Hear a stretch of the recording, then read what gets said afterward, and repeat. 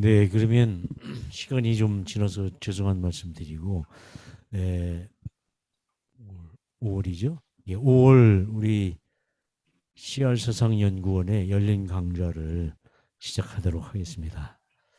여러 가지로 다 바쁘신 중에도 참여해 주신 분들, 또 줌으로 들어오신 분들을 환영의 말씀을 드립니다.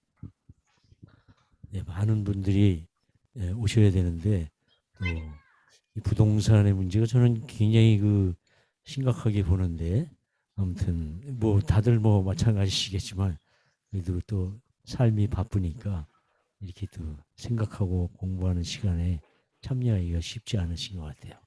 아무튼 적은 숫자가 모였지만은 오늘 귀한 시간이 되기를 바라고요.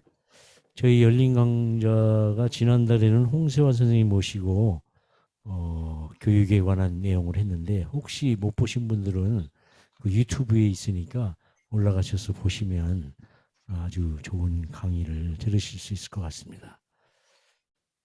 네, 오늘의 주제는 토지 공개념의 죄송합니다. 부동산 개혁과 토지 공개념의 길이라는 제목으로 우리 남기혁 박사님을 모시고 공부하는 시간을 우리 남기혁 박사님을 소개하면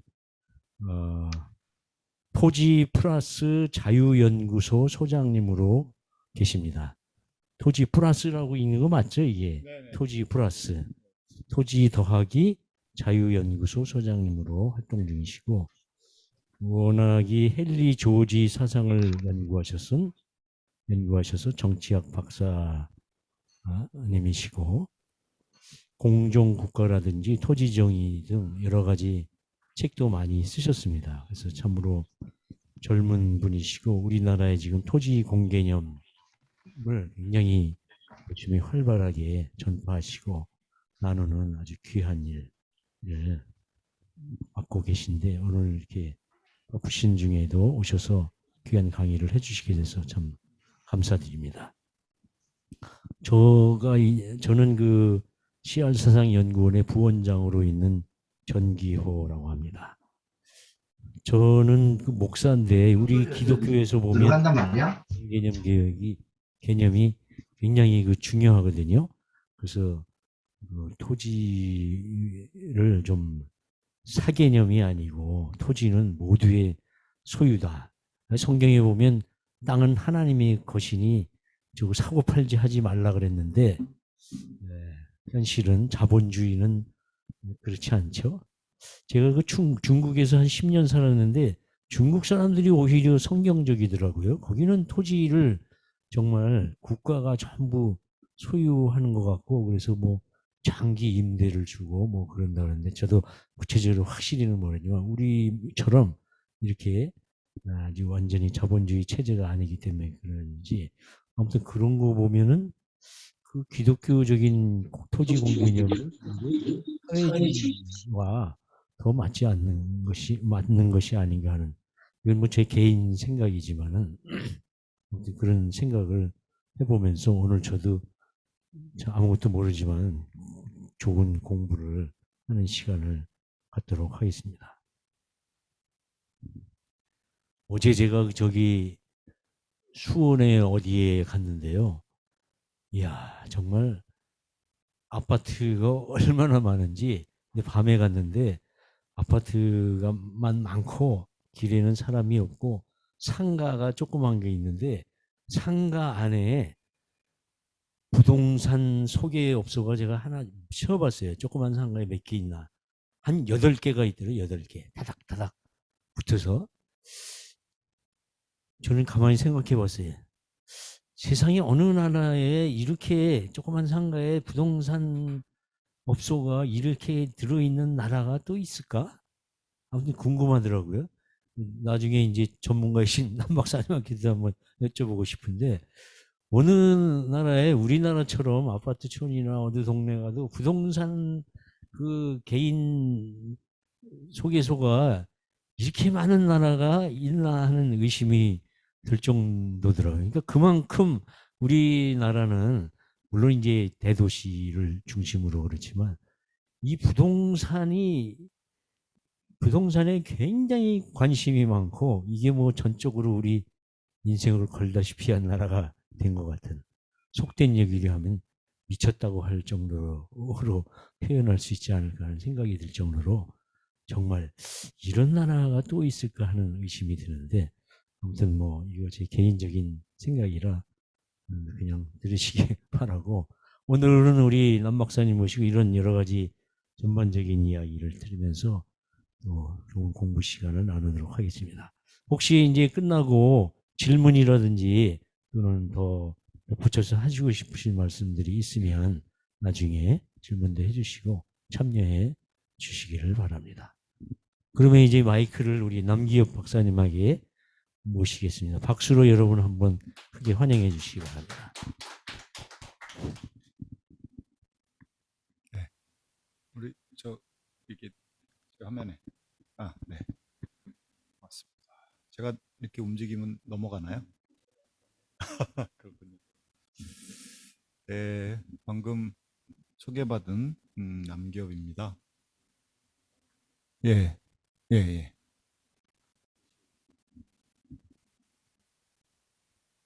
네. 제 이름이 좀 독특하죠? 네. 희한하다 이런 생각 안 하셔보셨습니까? 어떻게 기업이라는 이름을 지었지? 기업. 예. 그, 뭐 유산 이런 뜻입니다. 그러니까 회사가 아니라, 어, 하여튼 뭐 할아버지가 그 터기자에다가 그냥 기자 돌림인데 그냥 업을 붙여서 기업인데 제가 어렸을 때 이 이름을 너무 싫어해서 친구들이 많이 놀려가지고 그 성이 또 남씨니까 남의 기업이냐 이렇게 해가지고 할아버지는 왜 이름을 이렇게 지으셔가지고 저를 괴롭게 만드냐 막 이러면서 지냈었습니다. 근데 제가 20살 때 기독교 신앙을 갖게 됐는데 성서에 기업이라는 말이 나오더라고요. 땅을 기업으로 줄 것이다. 온유한 자에게는 땅을 기업으로 줄 것이다. 뭐 이런 산상수훈이라는 곳에서 그런 얘기가 나옵니다. 그래서 제가 할아버지 기독교인이 될 거를 미리 아시고 성경에서 이름을 끌어오셨나 뭐 이런 생각도 했는데 제가 이제 20대 후반 30대에 들어서 토지 문제에 관심을 갖게 됐고 또 어, 성서가 또 토지에 대해서 아까 우리 전 교수님 말씀하신 것처럼 토지에 대해서 굉장히 강하게 얘기하는데 이 토지를 기업이라고 부르더라고요. 그래서 이제 제가 지금 하고 있는 일을 할아버지가 미리 아셨구나 그런 생각도 듭니다. 어, 연구소 이름이 토지자유연구소인데 토지가 없으면 자유도 없다 이런 뜻입니다. 모든 사람이 토지에 대한 권리를 똑같이 누려야 된다. 우리가 이제 토지하면은 이제 그냥 땅만 생각하는데 인간이 만들지 않은 모든 대상이 토지입니다. 천연물이죠, 천연물. 천연물은 모두가 함께 누려야 된다. 인공물은 그것을 만든 사람이 누리는 게 기본 원칙이지만 천연물은 같이 누려야 된다. 그걸 강력하게 성서가 촉구하고 있고 그렇게 안 하면 토지를 가진 사람과 가지지 못한 사람 간의 불평등 또 토지는 만들어낼 수가 없으니까 가격이 올라가고 뭐 온갖 문제가 생기고 토지를 과다하게 소유한 사람이 소유하지 못한 사람을 정신적으로 경제적으로 지배하는 현상. 네. 그러니까 토지에 대한 권리를 누려야 진짜 자유를 누릴 수 있다. 예, 이런 뜻을 가지고 있고요. 그런 뜻 하에서 어떻게 그 정신을 구현할 수 있을까? 그거를 이론으로 정치경제학 이론으로 그리고 그 이론 위에서 정책으로 어떻게 제시하고 이런 그런 것을 하는 것 얘가 저희 연구소고 2007년 11월에 설립이 됐고 지금까지 이루고 있습니다. 거창한 제목이지만 매우 중요한 제목이고, 그리고 한국 사회에서 이만큼 이거보다 더 중요한 주제가 있을까? 제가 하는 주제라서 그런 게 아니라 정말 그런 것 같아요. 제가 연구하면 할수록 같이 제가 정리한 내용을 나누면서 또 궁금한 거 서로 대화를 나눠가면서 진행하면 좋을 것 같습니다. 넘겨주시죠. 저는 함석헌 선생님을 김상봉이라고 하는 학자를 통해서 알게 됐습니다. 물론 그 전에 뜻으로 본 한국 역사라는 책을 읽었지만 참 독특하다 뭐 이런 요 정도만 보고 넘어갔는데, 어느 날 제가 김상봉 선생의 책을 접하게 됐어요. 김상봉 선생이 그런 책도 쓰셨죠. 기업은 누구의 것인가. 예, 하여튼 그 철학자가 함 선생님을 그렇게 존경한다고 하면서 계속 그 얘기를 해서, 이 함석헌의 사상이 그렇게 중요한 거구나라고 하는 걸 김상봉을 통해서 알았고, 제가 강의 요청을 받고 다시 김상봉 선생의 논문을 뒤져봐서 여기 이렇게 인용을 해봤습니다. 예. 함석헌의 철학과 철학, CR 사상, 이게 이제 서구 철학과 어떻게 다른지 이런 얘기를 하고 있는데, 제가 인용한 거는 함석헌의 삶에서 철학이란 민중의 순환과 항쟁의 뜻을 영혼의 관점에서 찾아내고 이를 통해 다시 민중을 새로운 역사의 창조로 부르는 외침이었다. 민중을 새로운 역사의 창조로 불러내기 위해서는 민중이 스스로 생각하기 위해서는 생각의 소재가 필요한데, 가장 중요한 소재가 저는 토지라고 생각해요. 그것을 스스로 자각하고, 토지는 개인의 관점에서 볼 수가 없고 사회의 관점에서 봐야 하고 우리의 관점에서 봐야 하는데, 그 자각의 중요한 대상이 저는 이 땅이라고 생각합니다. 제가 두 번째 옮겨놓은 거는 그렇습니다. CR 철학이 개방하는 세계는 오직 고통받는 인간의 눈에만 보이는 세계, 능동적 관조 아래 열리는 사물적 세계가 아니라 오로지 고난의 수동성에 참여함으로써 열리는 만남의 세계다. 세계는 만남 속에서 열리는 것이다. 하지만 언제 너와 내가 만나는가? 그것은 오직 우리가 서로의 고통에 참여할 때다.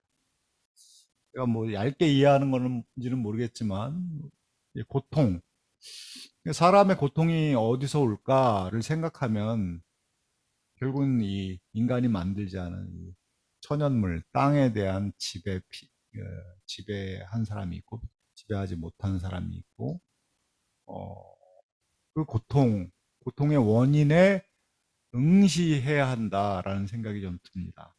오늘 그런 시간이 좀 되기를 바라고요. 좀 한 넘겨주시죠.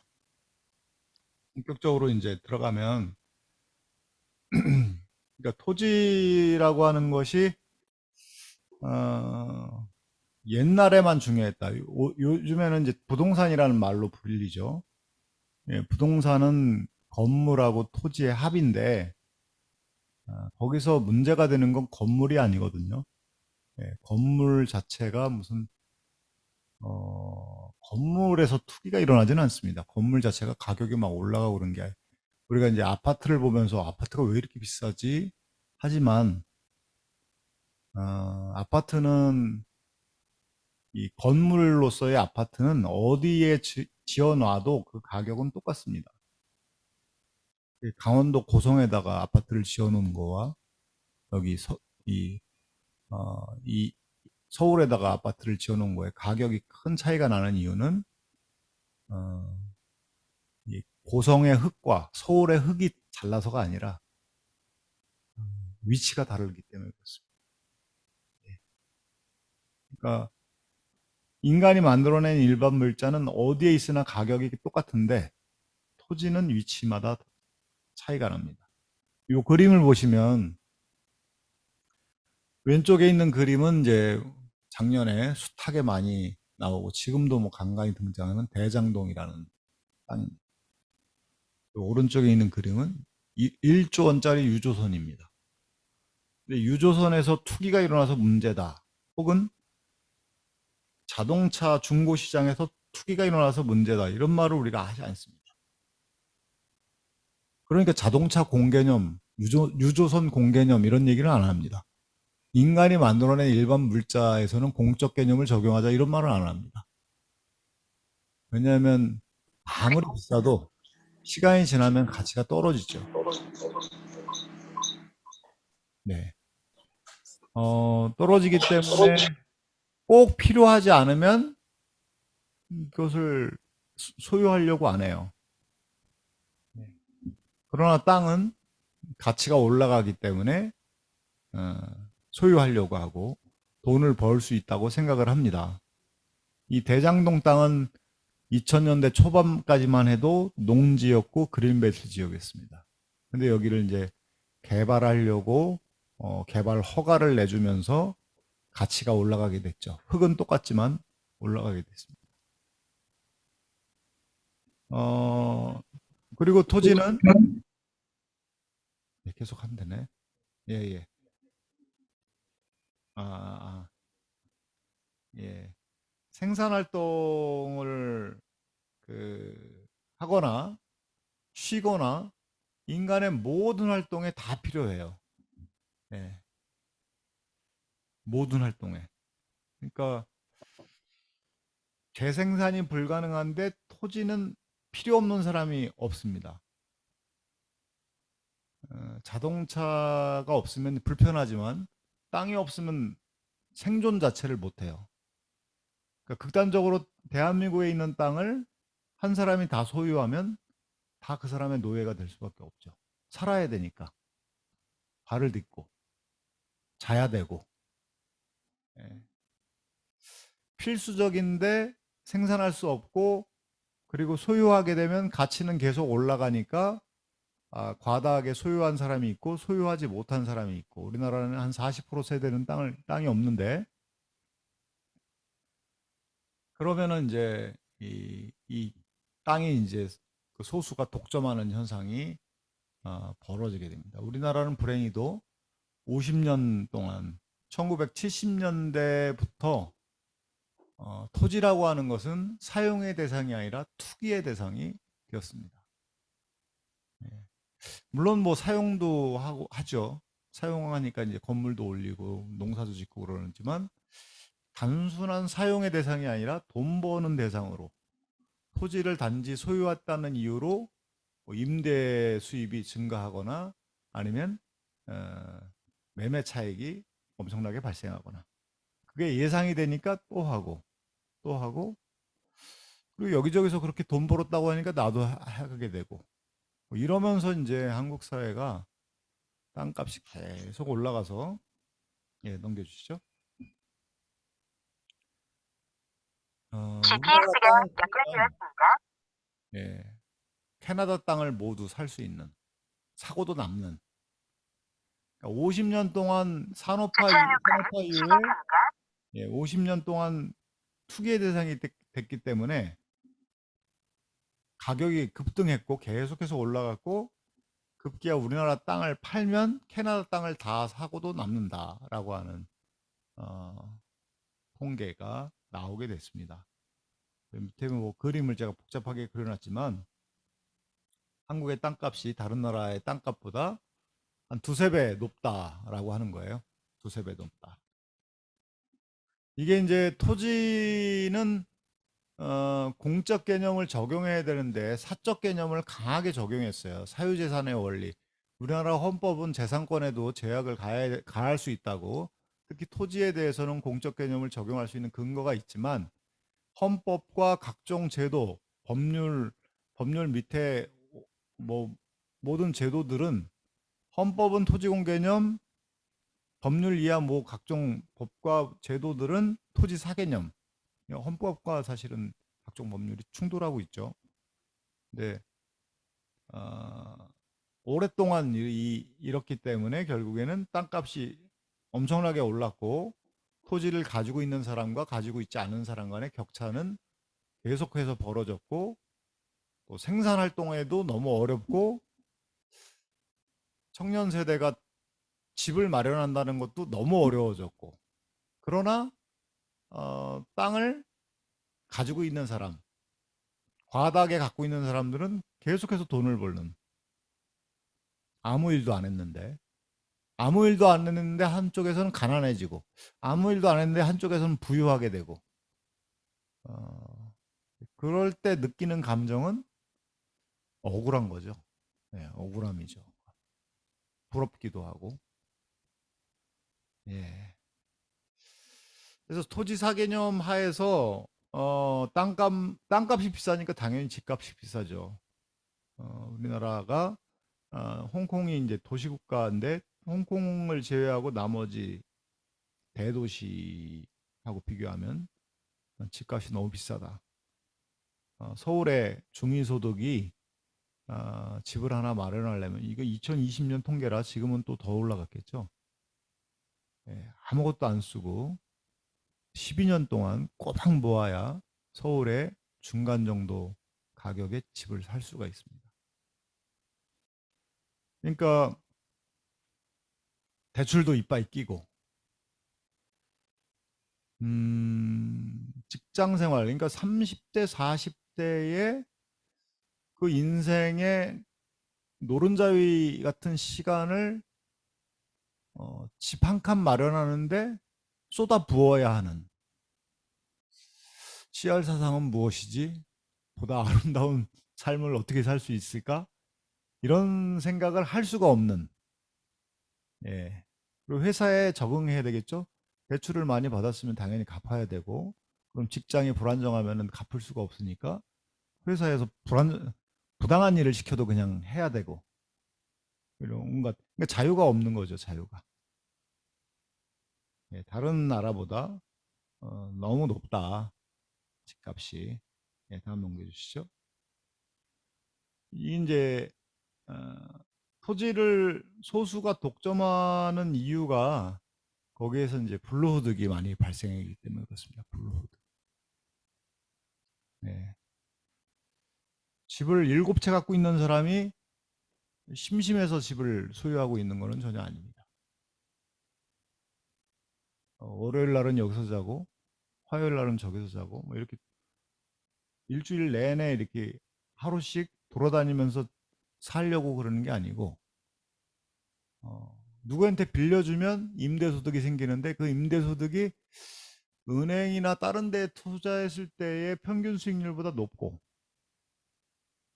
또 팔면 매매 차익도 엄청나게 생기고 그 두 가지가 기대가 되기 때문에 집을 많이 보유하거나 아니면 땅을 도시에 사는 사람이 농지도 소유하게 되고 물론 어떤 사람은 땅을 정말 농사를 좋아해서 땅을 소유한 사람도 있겠죠. 에,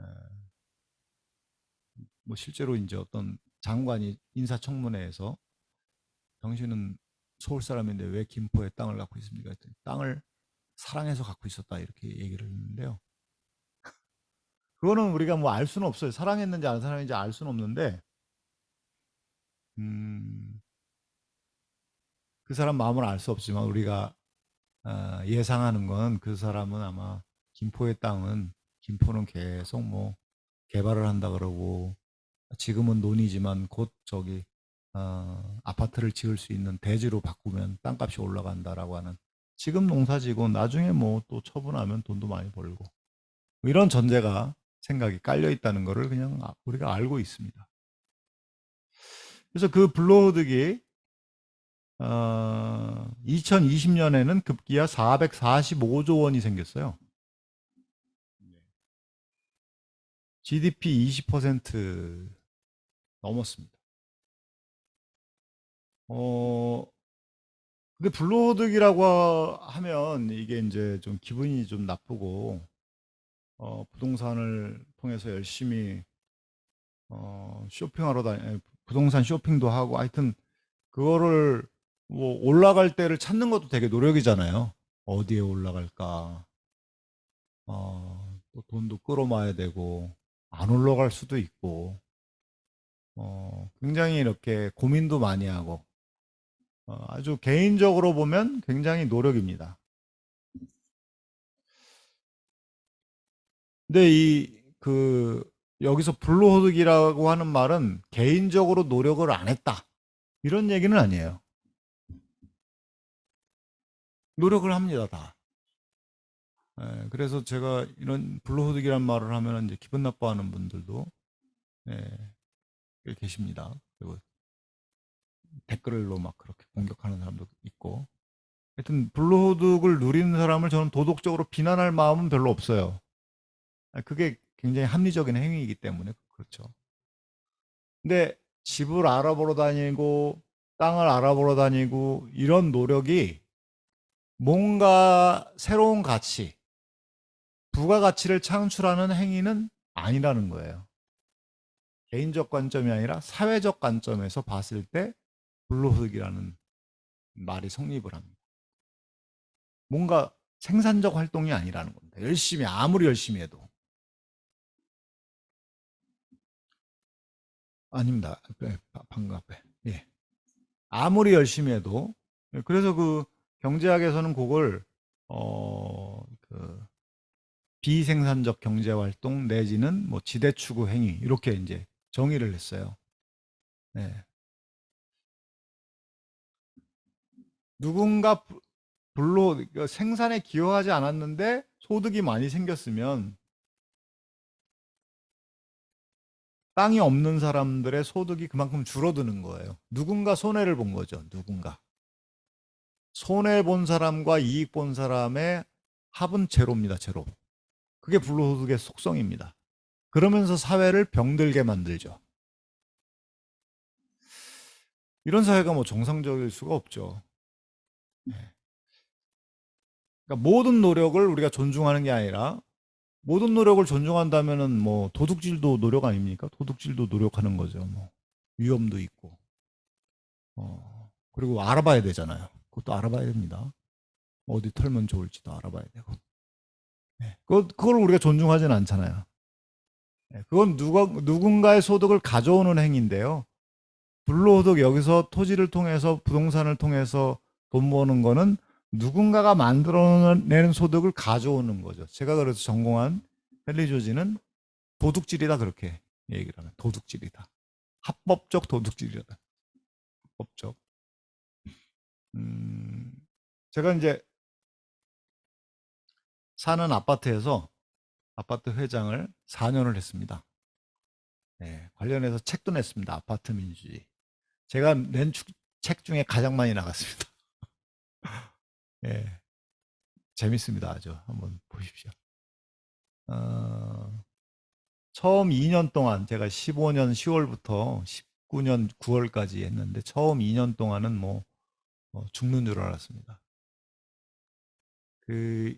그냥 대한민국의 축소판인데, 아파트 운영과 국가의 운영이 거의 똑같아요. 나라를 운영하는 거는 세금 걷어서 운영하잖아요. 이제 공무원들의 급여 주고, 아파트도 관리비를 걷어서 거기 관리사무소에 있는 직원들, 청소원, 경비원들에게 급여를 주죠. 공적 업무를 감당합니다. 그분들이. 우리 아파트는 좀 커서 그런 직원들이 한 40명 가까이 됩니다. 40명.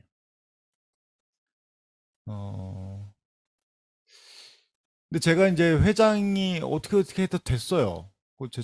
제가 아는 사람이 당신 좀 나랑 같이 아파트 활동을 한번 해보자.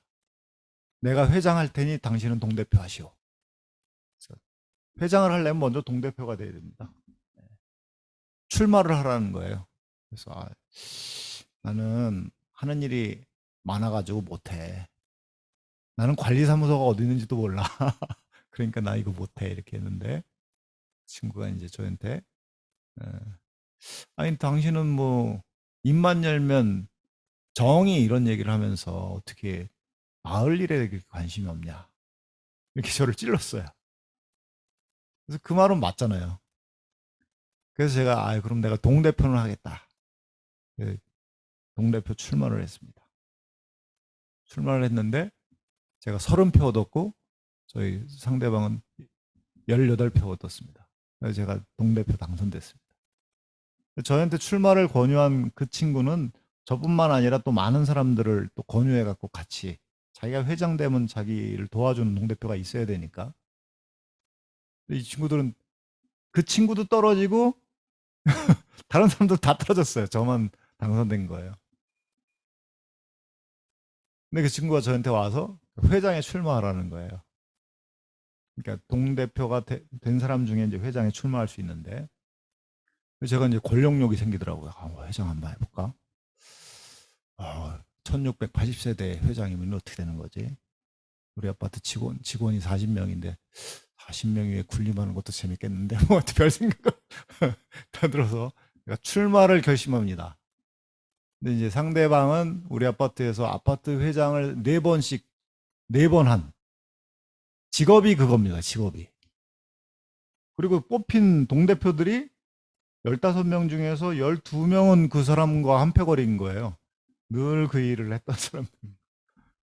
저는 뭐 완전히 루키입니다. 루키. 예, 아무것도 모르는. 그 사람하고 저하고 회장 선거에서 붙었어요. 예. 제가 212표를 얻고 거기는 178표를 얻어서 제가 당선이 됐습니다. 이제 그 다음부터 이제 고난이 시작됩니다. 예. 뭐 저를 15번을 고소를 했어요. 그 사람들이. 그리고 저에 대한 해임 투표를 3번씩이나 진행합니다. 아주 결사적이고, 그리고 이 사람들은 뭐 평일날도 거기 관리사무소에 모여가지고 작당을 하고 저를 어떻게 하면 내보낼까. 남기업체는 보니까 하는 일도 심상치 않고 우리가 옛날에 했었던 것도 죄다 뒤져볼 것 같아. 뭐 이런 어떤 약간 두려움이 있었던 것 같아요. 저는 그럴 생각이 전혀 없었거든요. 왜냐하면 저 혼자고 저를 지지하는 2명의 동대표가 있었는데 젊은 친구였고 이 친구들 다 바빠요. 저기 그 직장 다니고 이러니까. 그래서 뭐 의결을 할 수가 없어요. 제가 무슨 안건을 제안해서 뭐 과거에 있는 문제들 한번 뒤져보자 이런 안건을 저 감히 상정을 못 해요. 그런데 이제 이 사람들이 하여튼 저를 몰아내려고 해임 투표를 3번 하고 그랬습니다. 뭐 회의 시간에는 그냥 뭐 욕을 그냥 하고 제가 그냥 평소에 듣지 못한 욕을 거기서 때리려고 하고 이게 이제 인간적으로 너무 모욕스러워요. 치욕스러워서 3-4시간 그렇게 다구리를 당하고 집에 오면 잠을 잘 수가 없어요. 그냥 제 솔직한 마음은 총이 있으면 다 쏴 죽이고 싶었습니다. 근데 버텨야 됐었습니다. 제가 어떻게 이사 갈 수도 없고 그리고 제가 그냥 그만두면 평생 후회할 것 같고 그래서 이를 악물고 버티고 뭐 울면서 버티고 그랬는데 제가 회장을 해보니까 왜 저렇게 회장을 하려고 할까라고 하는 걸 알게 됐어요. 아파트에는 수많은 공사를 해요. 공사를 아파트 직원들이 주로 하진 않아요. 업체를 선정합니다. 업체 선정하면서 돈을 벌겠구나. 업체 선정하는 안건이 공고가 되면 그게 이제 뭐 보도블록을 뭐 교체한다. 뭐 우리나라도 그렇지 않습니까? 예, 세금으로 보도블록 말고 뭐 도로도 세우고 이러잖아요. 예, 아파트 다 그런 거 하면 페인트 칠하고 뭐 이런 거 하는데 그럴 때 되면 이제 회장한테 전화 와요. 업체 사장한테 전화가 와서 좀 만나자 이럽니다. 그러니까 이제 제가 추측하겠는데 제가 뭐 그걸 확인한 건 아닙니다. 수사권이 없으니까 이랬을 것 같아요. 그 중에 이제 하나 업자를 만나서 5천만 원이면 할 수 있는 공사를 8천만 원, 9천만 원에 하는 겁니다. 그럼 3천만 원 내지 4천만 원은 이제 이득이 생기는 거죠. 그 이득을 회장과 관리소장과 동대표 회식하는 데 쓰는 거겠죠. 회장이 대부분 가져가겠죠. 그렇게 할 수 있겠구나 싶더라고요. 얼마든지 합법적으로. 근데 그렇게 하려고 해도 작전을 다 짜야 되거든요. 네. 네, 관리사무소 거기 방에 모여가지고 업자하고 뭐 회장하고 관리사무소장하고 어떻게 해서 입찰할 때 어떻게 해라, 뭐 어떻게 해라, 이렇게 하면 점수가 난다, 뭐 이런 작전을 짜야 됩니다. 예. 그것도 다 노력입니다. 예. 근데 노력을 통해서 3천만 원, 4천만 원을 버는데 그렇게 해서 번 소득은 어디서 나온 걸까요? 아파트 주민들이 십시일반 모아서 주는 거죠. 그러니까 결국에는 입주민들의 손해와 이 사람들의 이익은 일치하는 거예요. 더하면 0인 거예요. 제가 이 얘기를 왜 하냐면 불로소득의 속성이 그렇다는 겁니다. 아무리 열심히 일해도 아무리 열심히 작당해도 뭔가 만들어내는 게 아니라 그 사람들이 소득이 많아진다는 것은 입주민들이 손해를 본다는 뜻입니다. 그러니까 이 불로소득이라는 게 그렇습니다. 그러니까 사회적 관점에서 생각해야 불로소득인지 노력소득인지 생산적 활동인지 알 수 있게 됩니다. 그건 생산적 활동 아니잖아요. 관리사무소에서 작당하는 게 생산적 활동입니까? 예.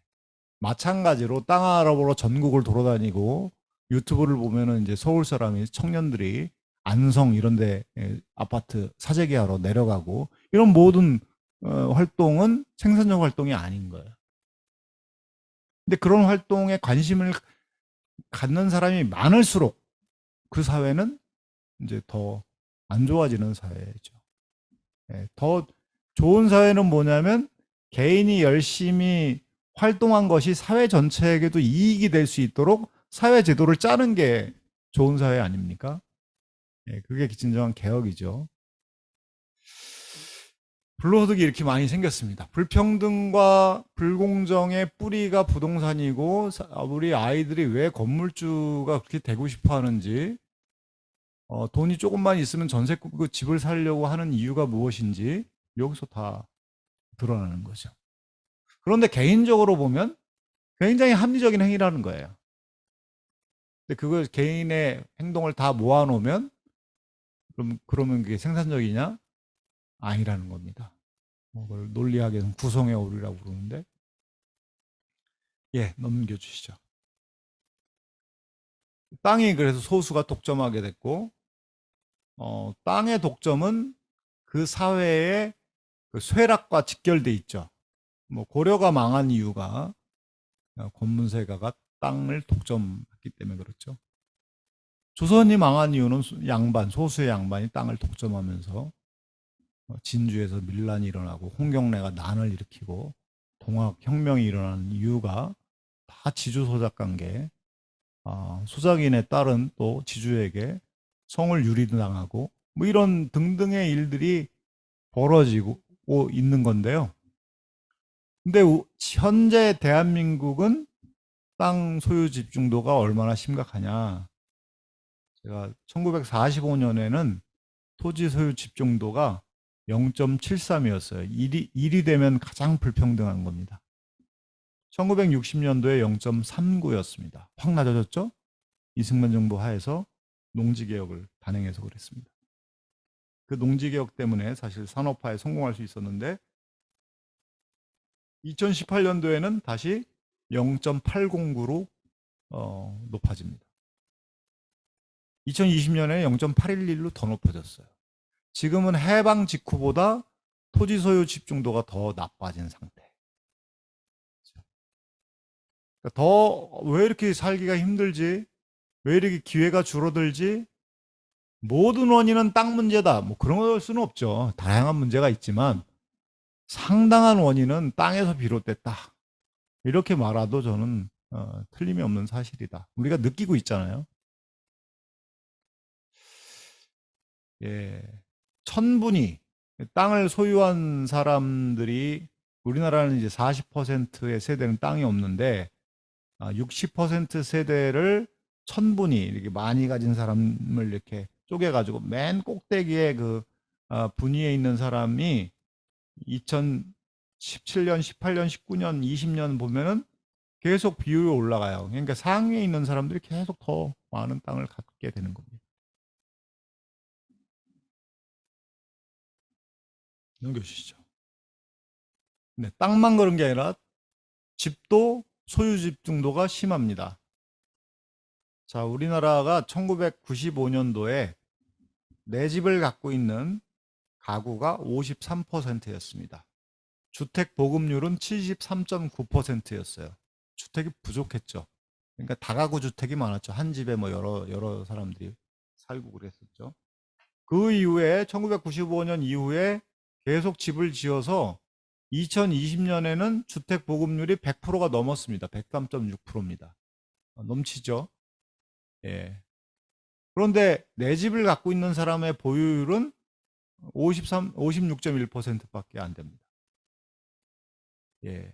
그러니까 자가 보유율은 25년 동안 73.9%에서 103.6%로 증가했는데 집을 계속 지어댔는데 자가 보유율은 제자리 걸음. 그러면 새로 집을 지으면은 대부분 또 집을 갖고 있는 사람이 또 생겨 더 많이 갖게 되는 거죠. 이런 걸 보면서 집이 부족하기 때문에 그렇다. 집이 그러니까 더 줘야 된다. 토지 사개념에 입각한 아유 뭐 집으로 돈을 버는 게 뭐 그렇게 나쁘다고 이런 논리들이 이제 계속 나오고 대표 주자가 이제 조선일보가 그렇죠. 조선일보 그 사주가 뭐 소유한 작년에 김의겸 의원이 문재인 정부에서 이제 처음에 저기 대변인 했었죠. 그래서 흑석동에 이제 그래서 자기 호가 흑석이라고 그러더라고요. 흑석 김의겸이라고 그러면서 그 조선일보 사주가 일가가 갖고 있는 게 2조 원이 넘다 그러나 땅이. 예. 근데 이제 제 고향이 저 경기도 화성인데 고향에 그 앞에 있는 저수지가 있어요. 박농장이에요, 박농장. 어렸을 때부터 이제 왜 박농장이지? 그 인근에 남씨와 박씨가 많이 살아서 박씨의 농장을 박농장이라고 부르나? 그랬습니다. 근데 알고 보니 방씨 일가의 그 농장이에요. 예. 그러니까 그 조선일보가 아주 온갖 폐악질을 저지르지만 가장 대표적인 그 토지 사개념의 나팔수로 아주 토지 사고 팔아 돈 버는 게 나쁜 게 아니다. 집값이 올라가는 거는 집이 부족해서 그러니까 더 줘야 된다. 계속 그럽니다. 계속 더 줬는데 내 집을 갖고 있는 비율은 뭐 일정해요. 제자리 걸음. 자, 넘겨주시죠. 예, 주거 불안입니다. 여기 그림에 보시면 쪽방촌 창신동에 있는 쪽과촌입니다. 예, 우리 이혜미 기자가 착취도시 서울이라고 하는 책을 썼는데 거기에 이 쪽방촌에 이제 이런 얘기를 해요. 취재를 하면서 이 골목에 있는 쪽방 건물들은 모두 우리 집주인 거예요. 아마 이 쪽방에 거주하면서 마름 역할을 하는 사람이 있는 것 같아요. 그 사람이 이제 증언하는 거예요. 그 집 가족들은 돈을 모아 근처 역세권에 빌딩도 하나 세웠다니까요. 그러니까 쪽방 운영해서 거기서 나오는 임대료로 빌딩도 세웁니다. 그리고 여기 이 쪽방이 이게 뭐 난방 뭐 이런 게 굉장히 전기 이런 게 불안하고 화재가 많이 나기 때문에 그리고 도배 이런 게 이런 거를 또 주위에 있는 교회에서 많이 또 지원해 주는데 또 동사무소에서 이제 난방이나 전기 이런 거를 잘 시설을 해주면 쪽방에 이제 그거 월세를 또 받아가요. 예. 교회에서 열심히 이런 사람들 지원해주면 그거의 수익의 대부분을 쪽방 주인이 가져가서 요런 집에 한 달에 내는 임대료가 22만 8천 원이라고 합니다. 평균 임대료가. 근데 쪽방 주인은 어디 사냐면 강남 타워팰리스 뭐 이런 데서 살고 있습니다. 집을 많이 공급하는데 쪽방이나 고시원이나 움막이나 비닐하우스에서 거주하는 사람들의 비율은 줄지가 않아요. 자, 넘겨주시죠.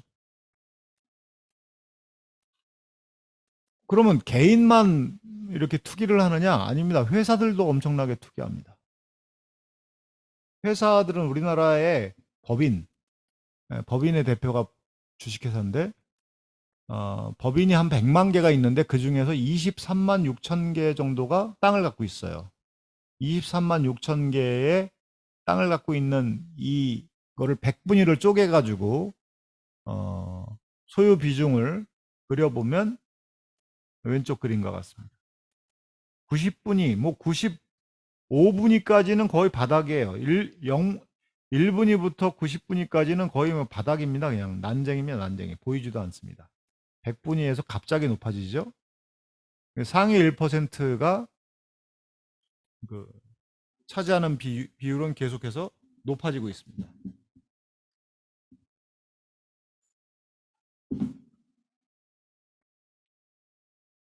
제가 지금 보여주려고 하는 현실은 개인의 토지 소유 집중도가 심해지고 있다.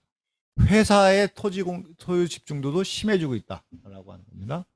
자, 넘겨주시죠. 회사들은 다른 나라하고 비교해서 땅 사는데 다른 나라에 비해서 땅 사는데 9배나 많은 돈을 쓰고 있어요. 네. 왜 이렇게 우리나라 기업들은 땅을 사랑할까요? 땅을 왜 이렇게 사랑할까요? 예, 돈이 되니까. 기술 개발하는 것보다 이게 훨씬 쉬우니까. 개별 기업 입장에서는 아주 합리적인 선택인 겁니다. 수도권에 공장 부지를 가지고 있으면 그 공장 운영해서 돈 버는 것도 있지만 또 땅값 상승해서 돈 버는 게 더 많고, 중소기업이 망해도 중소기업 사장은 안 망하고. 제 친구도 얼마 전에 땅을 샀는데 2020년도인가 땅을 샀는데 평당 100만 원 주고 공장 부지를 샀는데 6개월 지나니까 200만 원이 됐다고 그러더라고요. 그래서 아주 좋아하더라고요. 저한테 전화해가지고. 네가 말한 대로 안 되기도 했지만 나는 너무 기분 좋다 뭐 이러면서. 예, 이런 거를 알기 때문에 회사 운영하는 사람들은 포트폴리오 하는 거죠. 그중에 뭐 여기에 돈을 많이 쓰는 거죠. 그게 더 개별 회사에게는, 개인에게는 돈이 되니까. 그러니까 경제 혁신과 토지 투기는 상충합니다. 그러니까 경제의 모든 주체가 다 땅을 통해서 돈을 벌려고 하고 있고 토지 소유 집중이 심해지고 있다라고 하는 거죠. 자, 넘겨주시죠. 정부는 그럼 뭐 어떻게 하고 있느냐? 이걸 막고 있느냐? 정부도 땅 투기를 열심히 하고 있죠. LH가 대표적입니다. LH는 땅을 팔아서 돈을 벌어가지고 공공임대주택도 공급하고 회사 운영도 하죠. 그러니까 LH는 땅을 싼 값에 수용해서 비싸게 팔면 돈을 많이 벌겠죠. 그럼 LH는 땅을 비싸게 팔 수 있으려면 땅값이 안정되면 좋겠습니까? 아니면 땅값이 막 계속 올라가면 좋겠습니까? 올라가야 돈이 되는 거죠. 네. 그러니까 LH가 그렇게 LH 자체가 나빠서가 아니라 이런 식으로 사업을 계속 해온 거예요. 땅값이 계속 올라가는 걸 전제로 해서 거기서 돈 벌어갖고 뭐 공공임대주택도 공급하라고 계속 했기 때문에 정부에서 돈은 안 대주고 너희가 사업해갖고 돈 벌어서 해. 그럼 사업하는 거는 일반 회사하고 똑같은 겁니다. 예. 그러니까 50만 원의 농지를 수용해서 농민들에게 수용해서, 수용이 뭐 말이 좋아서 수용이지 이렇게 강제로 사들이는 거죠. 그래서 조성 작업 한 150만 원, 평당 150만 원 들어서 조성 작업했다. 하수도도 놓고 도로도 놓고 나라시 작업도 하고, 그래서 조성 작업해서 200만 원에 평당 200만 원의 원가를 만들었다. 그러면 200만 원에 파나요? 400만 원, 500만 원에 팔죠. 그러면 이제 배나 돈이 되는 거고, 그 돈을 이제 건설 회사들은 400만 원, 500만 원에 이렇게 분양을 받으면 건설사가 거기다 건물을 지어가지고 이제 파는 건데, 그래서 그 건물 지어서 팔면 정교 선생님이 들어가서 이제 집에 가서 사시는 거고 그러는 건데, 개인이. 근데 이제 건설사도 땅을 400만 원, 500만 원에 분양을 받으면 그럼 거기다 건물을 져가지고 그럼 땅값은 그럼 4, 500만 원에 그럼 고정시키느냐? 그렇지 않습니다. 건설사는 뭐 900만 원, 1000만 원에 땅값이 올라가죠. 건설사는 그래서 LH로부터 땅을 분양받기만 하면 안 줘서 돈을 법니다. 자기 돈 갖고 또 짓는 것도 아니에요. 뭐 아파트를 다 져놓고 팔지 않잖아요. 선분양을 하기 때문에 미리 일반 우리 정교육 선생님 같은 사람들 계속 부면 그 돈 가지고 계속 짓는 겁니다. 땅만 분양받으면. 땅 분양받는 게 핵심이기 때문에 이 땅 분양할 때 보면 조폭이 끼고 그러죠. 조폭 영화에 건설사가 많이 나오는 이유는 그런 겁니다. 뭐 이렇게 넣어가지고 하나 뽑고 이러지 않습니까? 예. 그리고 막 영화 친구에 보면 나오고, 뭐 제가 좋아하는 영화 비열한 거리 이런 데 보면 나옵니다. 예. 재건축도 그렇잖아요. 재개발도 그렇고, 재개발 지역에 있는 땅을 70%만 확보만 하면 거기는 다 개발을 할 수 있는 권한을 줍니다. 그러니까 그냥 조폭동원해서 그냥 협박하고 그래갖고 땅을 팔게 해서 70%만 확보하면 이제 되니까. 그 땅을 분양받기 위해서 건설사들은 뭐 조폭을 동원하기도 하고, 요즘에는 그렇지 않고 페이퍼 컴퍼니를 많이 만들어서 이제 그 당첨 확률을 높이죠. 이렇게 건설사가 돈 버는 방식과 LH 공기업이 돈 버는 방식이 똑같습니다. 건설사나 LH나 땅값이 계속 올라줘야 돈을 벌 수 있는 이 구조, 다 거기에 이 땅값이 계속 올라가는 거에 전제해서 모든 사업 구조가 짜여져 있는 거예요. 개인도 그렇고 뭐. 그럼 땅이 없는 사람과 땅을 조금밖에 갖고 있지 않는 사람은 그냥 너무 고통스러운 거죠. 예. 피억압자, 뭐 피착취자라 그럴까요? 예. 페다고지라고 하는 책을 제가 최근에 읽었는데 피억압자라고 거기는 표현되어 있더라고요. 뭐 다른 말로 하면 민중이라 그럴까요? 정부도 이렇게 땅 투기를 하고 있습니다. 넘겨주시죠.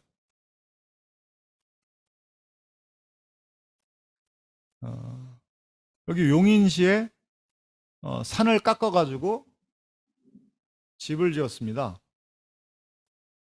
산을 깎아서 집을 지었는데 이 임야의 주인이 이 산을 깎기 위해서 산에다가 집을 지을 수 있는 임야를 대지로 전환하기 위해서 용인시청에 얼마나 많이 들락날락거렸을까요? 이 인허가권을 쥐고 있는 이 공무원은 얼마나 로비를 많이 받았을까요? 또 시의원들은 얼마나 부지런히 움직였을까요? 아마 여기 임야의 주인이 시의원인지도 모르겠습니다. 임야를 대지로 전환하면 땅값이 올라가는데 가치가 올라가면 용인시가 환수한다 라고 하면 이 임야를 대지로 바꾸려고 그럴까요? 안 하려고 그러겠죠, 당연히. 그걸 왜 하려고 그러겠습니까? 이 개발이익이라고 하는 용도를 전환하면 땅값이 올라가는데 올라가서 생기는 게 개발이익인데 이거를 개인이 향유할 수 있기 때문에 이 땅 주인은 부단히 노력을 하는 겁니다. 예. 제가 살고 있는 수원에 그 서수원에 보면은 호매실동 뭐 이런 데가 그 앞에 논이 엄청 많은데 거기에 논주인들은 언제 이게 땅이 개발을 될까 뭐 이런 시청 앞에서도 가끔 시위도 하고 그럽니다. 예, 그런 노력들 엄청난 노력입니다. 예, 또 지금 선거철이니까 시의원, 도의원, 시장 하는 사람에게 이제 공약으로 내걸게 하려고 열심히 하고, 또 스스로 또 땅 주인이 또 시의원이 되게 하려고 또 출마도 하고. 재건축, 요 옆에 재건축 보시면 이거 멀쩡한 아파트를 30년이 됐다고 해서 부시려고 합니다. 이 건설 쓰레기가 얼마나 이게 환경 오염을 시키는지. 그러니까 토지 사개념이라고 하는 거는 자연환경도 파괴하고 있고 쓰레기를 엄청나게 배출하게 된다라고 하는 거죠. 불평등도 심화시키고. 나라 공동체, 국가 공동체 전체를 위험에 빠뜨린다라는 겁니다. 자, 넘겨주시죠. 네. 결국에는 어이구, 앞으로, 예, 여기. 소득의 양극화, 생태환경 파괴, 회사가 투기에 몰두하고, 공직자들은, 인허가권을 갖고 있는 공직자들은 부패하고, 이게 토지 사개념의 결과입니다. 예. 사회 갈등 심화되고, 결혼 잘 안 하려고 하고, 인구가 줄어들고, 이런 결과를 지금 낳고 있다. 어떻게 해야 되느냐? 예. 5분만 쉬었다가 하겠습니다. 그래도 되겠죠? 5분 쉬었다가 하겠습니다. 네. 빨리 마치고 이야기를.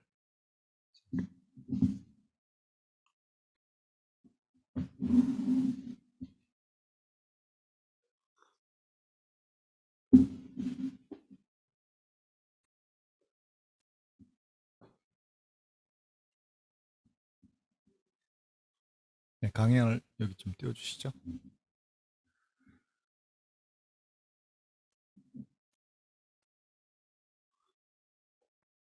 네, 진행하겠습니다.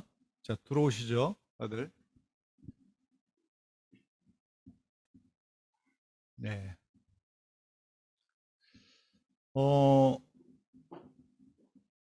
제가 이제 대안으로 제출하려고 하는 게 토지공 개념이라고 하는 우리가 모두 알고 있는 그런 내용인데, 이 내용은 제가 이 슬라이드에서 말씀드리려고 하는 거는 이념에 관계없이 모두가 동의하는 내용이다. 토지공 개념은 칼 마르크스나 사유재산권 원리를 강하게 주장하는 존 노크나 자유주의 하는 J.S. 밀이나 제가 전공하는 헨리 조지나 다 똑같이 토지는 다르다. 사유재산권을 철저히 존중해 줘야 되지만 토지에는 적용되지 않는다.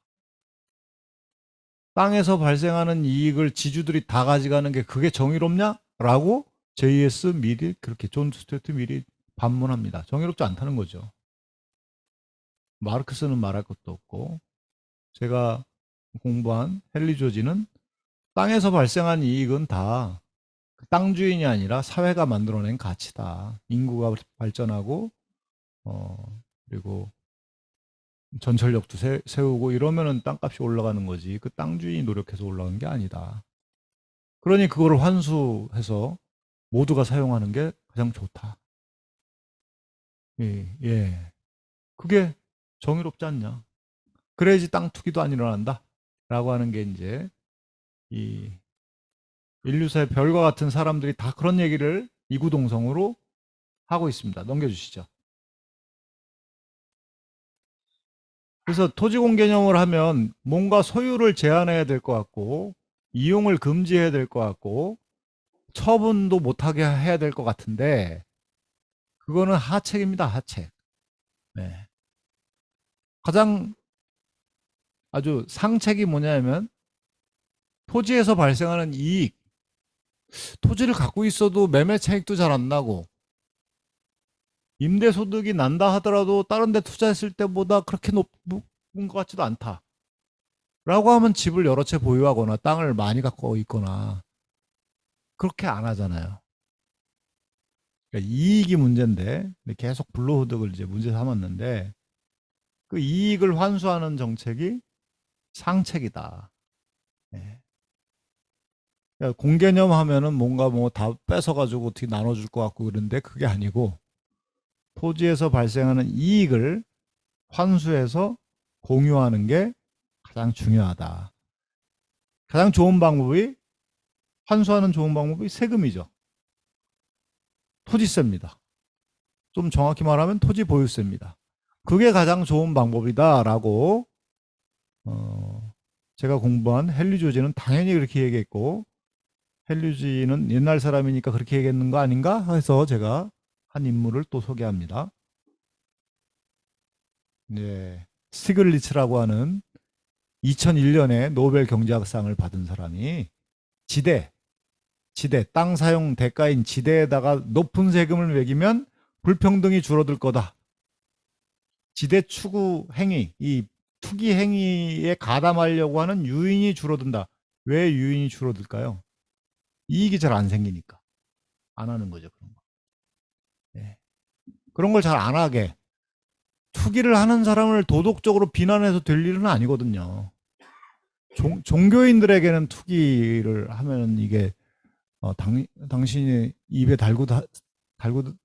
늘 입에 달고 다는 아니 입에 올리는 그런 이웃사랑, 이웃이 고통받는 거 아니냐 투기를 많이 하면 이런 얘기하면서 투기를 단념시키도록 뭐 도덕적으로 훈화할 수 있으나 그거는 좋은 방법이 아니라고 생각합니다. 이익을 환수해서 그걸 안 하게 하는 게 가장 좋죠. 스티글리츠는 이 지대에서 상위 소득의 태반이 지대에서 나오고 그 지대라고 하는 건 하위 계층이 갖고 있는 소득이 상위 계층으로 이전되는 거다. 역재분배되는 거다라고 똑같이 말을 합니다. 우리가 느끼고 알고 있는 바죠, 사실은. 토지의 무고가 세금. 그럼 이 무고가 세금을 부과해서 뭐 할 거냐? 물론 국가의 공공경비로 쓸 수도 있는데 제가 여기서 제안하는 거는 다음입니다. 기본소득의 재원으로 하자는 겁니다. 모두에게 똑같이. 그 왜 똑같이 줘야 되느냐? 제가 처음에 말씀드린 것처럼 토지에 대한 권리는 모두가 똑같아야 된다라고 하는 거죠. 지금 태어난 아이나 노인이나 권리는 똑같이 n분의 1. 예, 저를 가장 가까이 계신 우리 목사님도 토지에 대한 권리가 있으니까 n분의 1의 권리가 있는 거죠. 예, 토지세를 걷어서 똑같이 나눠줘야 된다. 이건 불쌍해서 나눠주는 게 아니라 원래 내 권리라는 거예요, 권리. 근데 지금까지 못 누리고 있었다는 거예요. 특정인들은 과다하게 누리고 있었고 과다하게 누리고 있는 사람이 있었기 때문에 대다수의 많은 사람들은 거의 못 누리고 있었고 이제 누리자. 기본소득의 재원으로 노동 여부와 관계없이 나이에 관계없이 성별에 관계없이 대한민국 국민 전체에게 똑같이 나눠주자. 이렇게 하면은 투기도 잘 안 일어나고 토지 때문에 부동산 때문에 발생하는 불평등도 줄어든다. 그래서 이거를 토지 배당이라는 이름으로 저희가 주장을 하고 있습니다. 토지 자체를 배당해 주는 게 아니라 이 주식 배당처럼 주식을 갖고 있는 사람에게 정기적으로 배당 소득을 나눠주잖아요. 대한민국 토지에 대한 권리가 있는 사람에게 똑같이 나눠주는 겁니다. 토지 배당. 넘겨주시죠. 토지 배당을 하면은 토지 배당은 당연히 땅이 없는 사람은 받기만 하죠. 낼 거 없습니다. 예. 무주택자가 가장 혜택이 많겠죠? 집이 있는 사람보단 1주택자가 혜택이 많겠죠? 다주택자보다는 중저가 주택을 갖고 있는 사람은 혜택이 많겠죠? 고가 주택 소유한 사람보단 당연히 많을 겁니다. 불평등 줄어들고 재벌들이 주로 땅을 많이 갖고 있는데 방씨 일가가 땅을 많이 갖고 있는데 경제력 위상이 확 줄어들겠죠. 주로 이제 땅 가치가 높은 수도권에서 많이 걷어서 지방으로 많이 분배가 되고 또 농지 가격이 안정이 되면 농업을 정말 좋아하는 사람들은 농사를 짓고 또 그 기본소득으로 그래도 기본적인 생활을 할 수 있게 되고 됩니다. 넘겨주시죠. 토지 배당을 그림으로 제가 50만 원 50만 원, 1년에 50만 원 주는 거를 그림으로 그려봤습니다. 우리나라에 땅이 없는 세대는 38.8% 세대. 네, 앞에 앉아 계신 목사님은 땅이 없을 것 같습니다. 내는 건 없이 받는 것만 있습니다. 우리나라에 또 55%에서는 땅을 갖고는 있어요. 집이 깔고 있는 땅이든 농지든 갖고는 있는데 대부분의 사람들은 내는 것보다 받는 게 많다는 거죠. 90% 이상의 세대 사람들은. 5%에서 7%의 세대는 내는 게 많은 거죠. 예. 그러니까 뺏어서 주는 게 아니라 그동안 못 노렸던 걸 권리를 되찾아 주는 겁니다. 소수는 과다하게 누렸던 거죠, 지금까지. 정당하지 않고 그렇게 해놓으면 투기가 일어나니까 이제 정의롭게 하자. 자, 넘겨주시죠. 배당 고지서도 만들어 봤습니다. 김관호라고 쓸 걸 잘못했다. 제 친구 이명재라고 있습니다. 실제로 친구가 10억짜리 1주택을 갖고 있다. 공시가는 7억이다. 그러면 이 친구는 토지세로 90만 원을 내야 합니다. 50만 원 받아야 되니까 40만 원만 납부하면 됩니다. 이명재에게 배당 고지서는 40만 원. 당신은 마이너스 40. 딱 갑니다. 그러나 이명재는 세대주기 때문에 세대원의 배당액 상황도 다 보고해 주는데 김경혜 씨 부인 50만 원. 자녀 1, 자녀 2 50만 원. 다 합하면 110만 원. 네. 이거를 앱으로 개발해서 다 보여주게 하면 어떨까요? 저희가 그런 구상도 했었습니다. 그럼 그게 실현될 날이 곧 올 거라고 생각하는데 앱으로 하면 바로 확인할 수 있게 하면 더 적극적 지지자가 많이 생기겠죠. 예. 주택도 땅을 이 LH가 민간의 땅을 수용을 하면 그걸 팔지 말고 거기다가 건물 지어서 건물만 팔아라. 그러면 가격이 확 줄어든다. 그러면은 부채에 빚을 이빠이 져가지고 집을 사는 관행도 줄어든다. 자가 보유율도 늘어난다. 그리고 공공임대주택도 꾸준히 공급하면 전 국민의 쪽방 고시원에서 사는 사람이 사라지는 모든 사람이 주거권을 누릴 수 있는 그런 나라로 갈 수가 있다. 그리고 상가도 상가 세입자는 보호해야 되겠죠. 당연히 지금 10년 보호하고 있는데 상가 세입자 보호보다 더 본질적인 거는 자기 상가 가지고 자기 건물에서 저기 하는 거죠.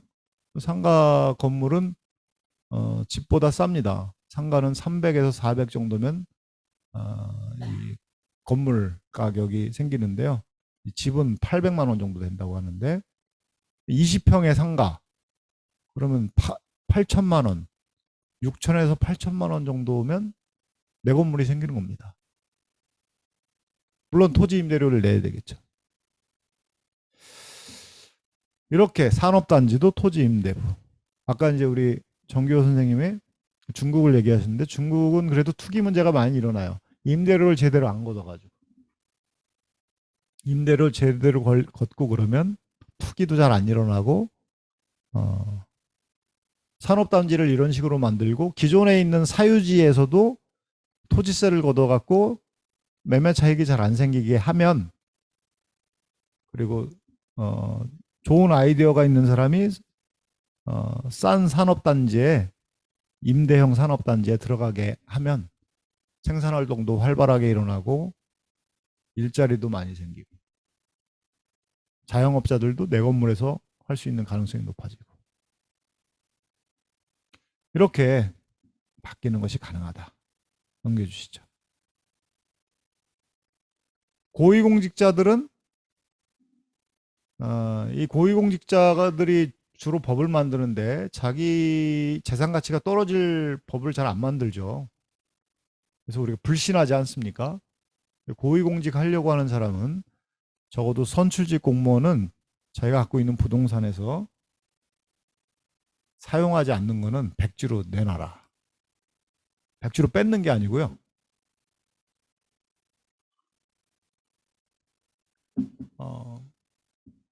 감정가를 받는 겁니다. 네, 우리 앞에 목사님께서 1급 공무원 되시거나 장관이 되셨다.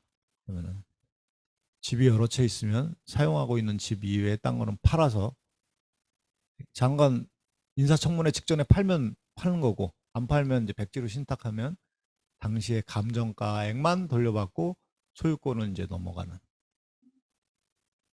모든 선출직 공무원, 시의원도 이렇게 하고 군의원도 이렇게 하면은 지방에서 시의원, 군의원 하려고 하는 사람들이 확 줄어들겠죠. 그리고 지역에서 땀을 흘려서 그 지역 활동을 하는 사람들이 저는 시의원, 군의원 이런 거 하면 참 좋을 것 같아요. 지역 사정을 정말 잘 아니까. 시의원, 군의원 하려고 하는 사람들 면면을 보면 건물이 있고 먹고 사는 게 별로 걱정이 없고 뭐 할 거 없나 해가지고 이제 나오는 사람들. 그리고 내가 지금 저 논이 있는데 저 논을 빨리 대지로 바꿔야 되겠는데 내가 가서 시의원 돼서 도시계획위원회로 들어가야겠다. 뭐 이런 구상을 갖고 있는 사람들. 그런 사람들이 아예 이제 들어오지 않겠죠. 이렇게 되면. 네. 이렇게 공직자도 물론 고위공직 하는 사람 중에 선출직 공무원 하는 사람 중에 이제 그냥 관행상 투기를 한 사람이 있는데 그런 사람들은 뭐 신탁하면 뺏는 게 아니니까 신탁하면은 떳떳하게 할 수 있죠. 투기를 했냐 안 했냐, 왜 김포에 땅이 있냐, 땅을 사랑했냐 안 사랑했냐 이거를 따질 이유가 없습니다. 신탁하면 되니까. 그게 싫으면 안 하면 돼요. 예. 넘겨주시죠. 예, 임대차 문제. 저는 지금 상가 임차인을 지금 10년 보호하고 있어요. 근데 주거 임차인은 4년 보호하고 있습니다. 근데 상가 임차인과 주거 임차인의 차등을 둘 하등의 이유가 저는 없다고 생각해요. 10년을 같이 보여야 된다고 생각합니다. 신규 임대료도 규제할 수 있다고 생각해요. 그리고 이제 주택 공급을 토지 임대형 주택을 공급하고 공공임대주택을 꾸준히 공급하면 민간 임차 시장의 임차인들의 수가 줄어들겠죠. 임차 수요가 줄어들면 민간 임대차 시장도 굉장히 빠르게 정상화될 겁니다. 이게 방향을 잡고 이렇게 가면 해결이 가능하다. 부동산 문제는 해법이 없나 보다. 이게 아니라 해법이 있습니다. 자, 넘겨주시죠. 마지막 슬라이드네요. 네, 정교호 선생님이 30분까지 마치라고 했는데 4분 남았습니다. 아직. 시간 잘 지키죠, 저.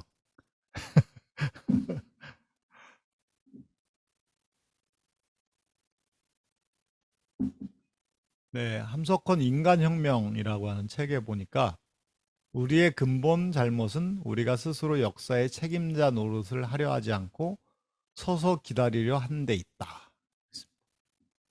누군가 우리의 문제를 해결해 줄 메시아를 기다리는 마음, 그게 아니라는 겁니다. 메시아. 예.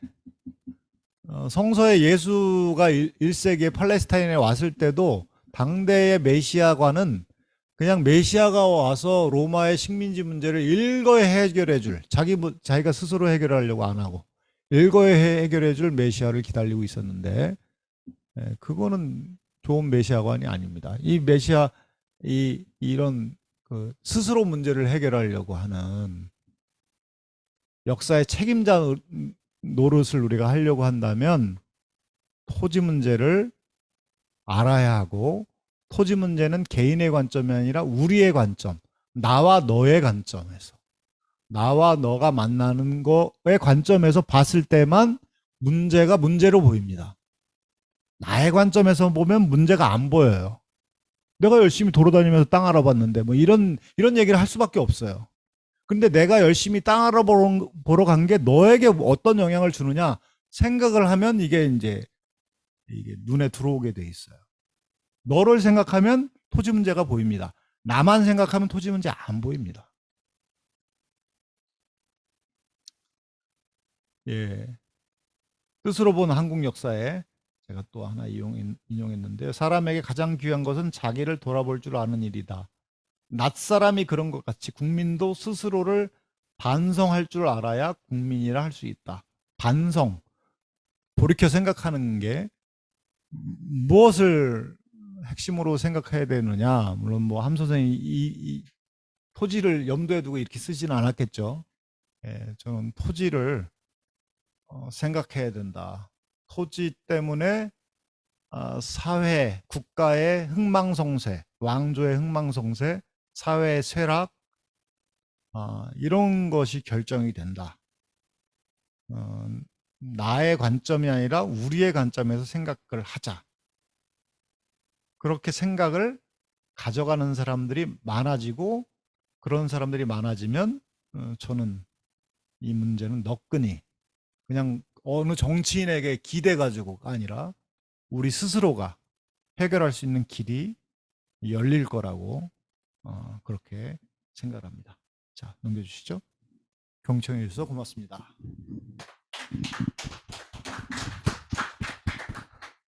네, 감사합니다. 한 1시간 조금 더 말씀해 주신 것 같아요.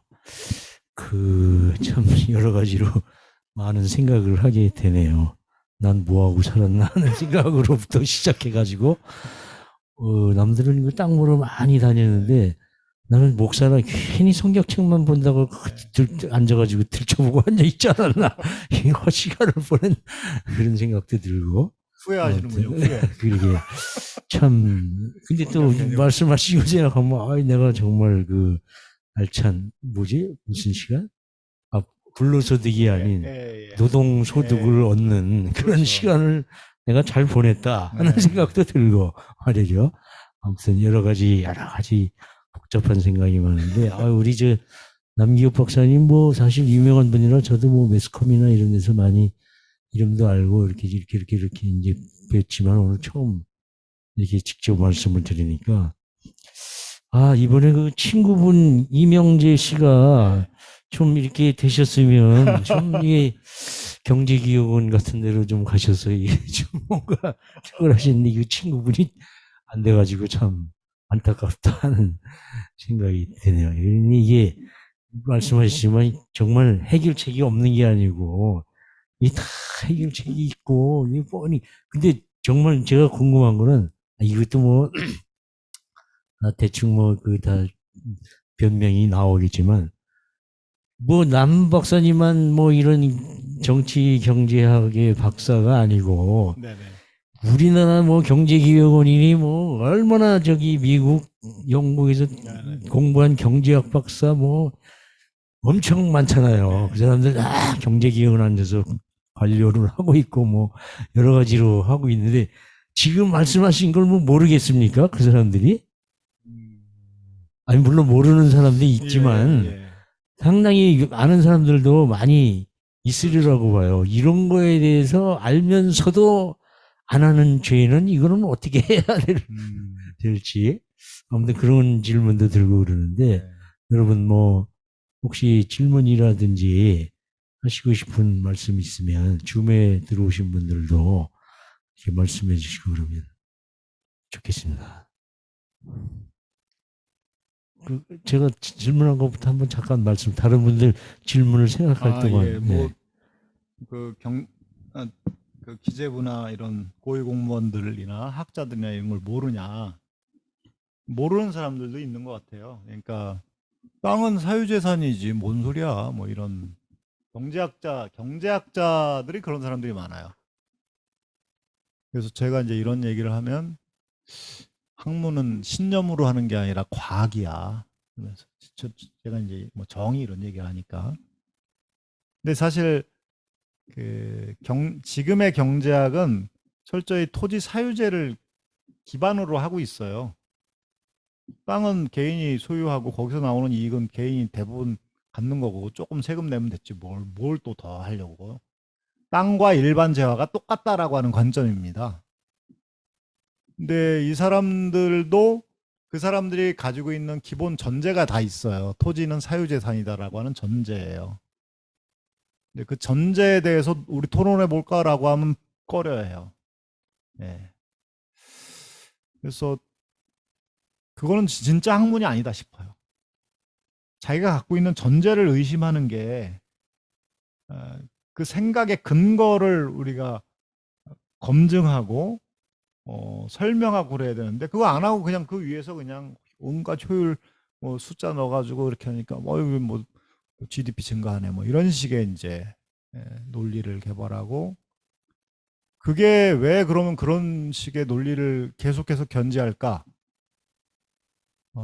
그분들이 의식하든 의식하지 않든 그렇게 학문하는 게 기존의 이런 질서에 위협되지가 않는 거죠. 예, 기존 그런 권력을 갖고 있는 사람들에겐 전혀 위협적이지 않고 언론 권력이나 경제 권력이나 심지어 종교 권력을 갖고 있는 사람들도 좋아하는 논리니까 서로 통하는 논리니까. 네, 그런 것 같아요. 아무튼 말씀대로 그렇게 이렇게 해결 방안을 하다간 이거는 뭐 거의 제가 볼 때는 예수님보다 더 혁명적인 저기 마르크스 레닌주의를 더 넘어서는 그런 혁명이 아니거든. 아주 부드러운 우리나라에서 얘기를 한 건데 저는. 거의 불가능할 것 같은. 이 결국은 그거 아니에요. 기득권자들은 다 모두가 다 이렇게 평등하게 이런 체제로 가고자 하는 거니까 그러니까 그런 게 쉽지 않죠. 아무튼 그런 생각이 드는데, 자, 여러분들 뭐 질문 있으시면 네, 말씀하시죠. 이후로는 제가 이 마이크를 돌리겠습니다. 몇 가지 생각을 해보면서 듣게 되는데요. 그냥 사소한 질문부터. 네네. 아까 이제 그 여러 시뮬레이션을 해보셨다 그랬잖아요. 네네. 이제 세금을 내고 토지 보유세를 내면 이거를 전 국민한테 똑같은 배당을 한다. 이런 걸 사실 실제적으로 이게 얼마만큼 가능한지에 대한 연구를 많이 해보셨을 거 아니에요. 네. 거기에 종교단체가 포함돼 있다요. 부담하는. 네네. 세를 내는 거. 당연히요. 지금은 근데 안 내잖아요. 지금은 비과세죠. 비과세잖아요. 예, 근데 이제 당연히 그거를 부담을- 내야 되는 예. 근데 뭐 반발을 줄이기 위해서 네. 실현 가능성을 높이기 위해서 부담률을 좀 낮추는 거로 시뮬레이션 돌린 게 50만 원입니다. 부담하지만 굉장히 좀 부담률을 낮춰줬죠. 종교단체나 이런 비영리 단체가 소유한 토지에 대해서는. 네. 근데 사실은 똑같이 내야 됩니다. 음, 근데 이제 과도기를 거쳐서 점점 부담률을 점진적으로 강화하는 게 좋은데, 그러니까 하여튼 종교단체도 다 포함됩니다. 네. 그리고 이건 그냥 사소한 거였고 원론적인 생각을 해보게 되는데 사실 이게 우리 경제 시스템 자체가 토양이 안 바뀌면 불가능한 일처럼 보이는 거예요. 네네. 가령 문재인이 아무리 땅값을 잡고 싶어도 네. 서울에 80만 원을 공급했잖아요. 예. 저는 되게 안 좋게 봤거든요. 개인적으로는. 네. 결국은 수도권으로 240만 명이나 되는 사람을 더 끌어들이는 현상이라 계속 더 지속적으로 땅값은 더 오를 수밖에 없고, 근데 그냥 미봉책으로 잠깐 주춤하게 만드는 정도라고 해야 될까? 근데 앞으로 정부가 뭔가 운영을 하려면 그 많은 수를 분양한 사람들에게 세금을 걷어들여야 되잖아요. 그래야 또 국가 경영도 하고 뭐 여러 가지 일들을 해나갈 텐데, 지금 이런 토지세를 통해서 부자들이 토지를 더 많이 가지려고 하는 탐욕을 억제하고, 그래서 땅값이 전체적으로 낮아지고, 내려가고. 네, 이렇게 되면 이 자본주의 질서가 붕괴되는 거 아닌가. 그래서 여긴 되게 중요한 믿음이 있어야 된다는 생각이 들었고요. 그러니까 세금이 낮아지니까 나라에서도 세금을 적게 거둘 수밖에 없고, 땅값이 떨어지면. 네, 전체적으로 전반적으로 뭐 회사들도 사실 어디 무슨 회사가 사옥을 새로 건설했더라 이런 얘기 나오면 주식값이 막 오르잖아요. 네네. 근데 그런 게 전반적으로 하락세가 되니까 이 신자유주의 경제 시스템 속에서는 이런 일들이 아예 밑 기둥을 흔드는 일이 아닐까 이런 생각이 드는데, 이런 거에 대한 대안이나 좀 현실적인 방안들이 있을까? 오히려 기둥을 흔드는 게 아니라 기둥을 튼튼하게 만드는데 무슨 말이냐면 이제 땅값이 떨어지면 땅을 통해서 돈을 벌 수가 없게 되는 거잖아요. 그럼 이제 회사를 운영하는 사람들은 뭐 기술 개발을 더 열심히 하거나 경영 혁신을 하거나 그쪽으로 눈을 돌리게 되겠죠. 그리고 땅값이 떨어지는 그 자체는 경제의 부담을 엄청 줄여주는 거거든요. 주거 비용도 줄여주고, 그다음에 생산 활동에 이렇게 시장에 진입하는 장벽이 낮아지는 거예요. 그러니까 저는 자본주의는 극복의 대상이라고 생각합니다. 예. 근데 시장 경제는 저는 극복의 대상이 아니고 이제 건강한 시장 경제로 가는 거죠, 좀 더. 예. 이 시장이 건강하려면 시원찮은 회사는 빨리 망하고 경쟁력이 있는 회사가 빨리 들어가야 돼요. 시장에 진입할 수 있게 해야 돼요. 그래야. 근데 지금의 이 토지 이 가격이 높은 때는 기술력도 딸리고 경영도 잘 못하는 회사가 땅을 많이 갖고 있으면 그냥 버틸 수가 있어요. 그런 회사는 빨리 나가야 돼요. 그래야지 좋은 아이디어가 있는 사람들이 신속하게 들어갈 수 있게. 그러니까 시장이 아주 건강해, 역동성이 살아나죠. 그래서 경제가 오히려 건강해지고 펀더멘탈이 굉장히 튼튼해진다. 네.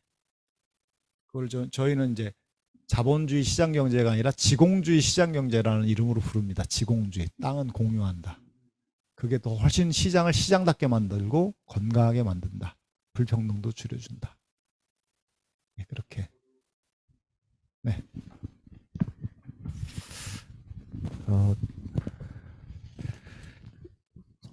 좋은 그 주제를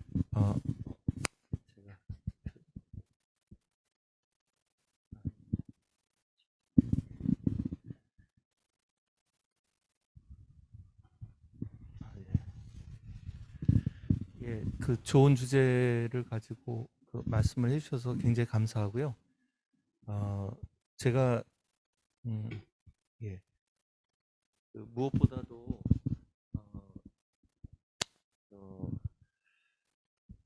한 4가지 질문을 생각했습니다. 여러분들이 또 질문하실 분이 있을 것 같아서. 근데 그게 뭐 길게 해서 길게 답변을 듣고자라고 하는 거는 아니고요. 그래서 그냥 제가 드리려고 하는 4가지는 이런 내용입니다. 첫 번째는 지금 우리가 노력하고 있는 토지 공개념이라고 하는 그 운동, 그리고 그런 그 노력은 어떻게 보면은 지금 가장 편하고 좀 합리적인 방식이 공시지가를 기준으로 그것을 배분하는 그런 그 방법이지 않은가 이런 생각을 했어요. 제가 잘못 알고 있을 수 있습니다. 전혀 공부를 안 해가지고.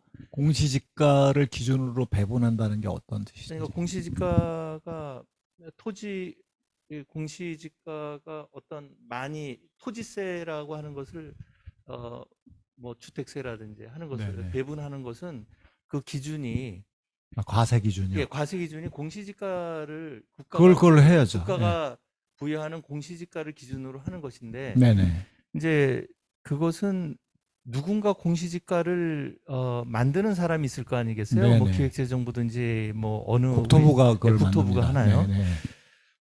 근데 그거에 대해서 이제 사람들이 그 불만인 수가 있는 거잖아요. 근데 그런 거기 때문에 우리 모두가 이것을 잘 받아들이지 못하는 것 같다는 생각을 합니다. 이제 그것은 누군가가 지금 이제 우리 민주주의 국가라고 하나요? 이제 어떤 그런 데서 볼 수 있는 노력은 하지만은 또 그 한계도 갖고 있다는 생각을 했어요. 그걸 어떻게 공감을 불러일으킬 것인가라고 하는 생각이 하나 있고요. 저는 그것은 큰 관심이 없습니다. 제가 질문하는 것은 일단 그런 생각을 했어요. 누군가의 그 결정에 의해서 내가 따라야 되느냐라고 하는 불만이 있을 수가 있다라고 하는 것이죠.